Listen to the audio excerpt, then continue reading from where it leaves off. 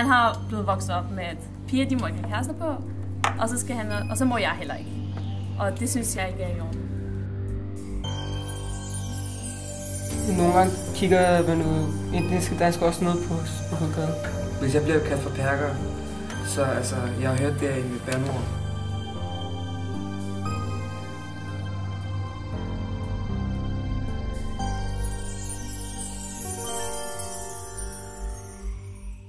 Jeg føler mig dansk, når jeg er i skole, og så når jeg så hjem, så føler jeg mig ikke så rigtig dansk.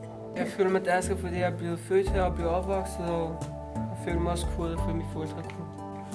Når jeg ligesom er i skole, så føler jeg mig dansker, og når jeg spiller fodbold, føler jeg mig dansker, men når jeg er hjemme, så er det tyrker.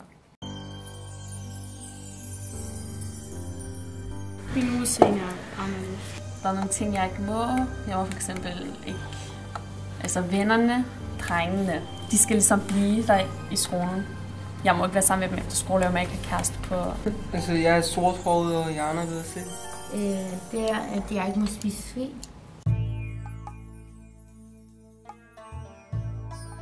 En kriminel. Det kommer an på, hvis du vil selv, hvis du vil gerne kaldes for perker, så gør du jo ikke noget. Hvis jeg bliver kaldt for perker, så bliver jeg sur.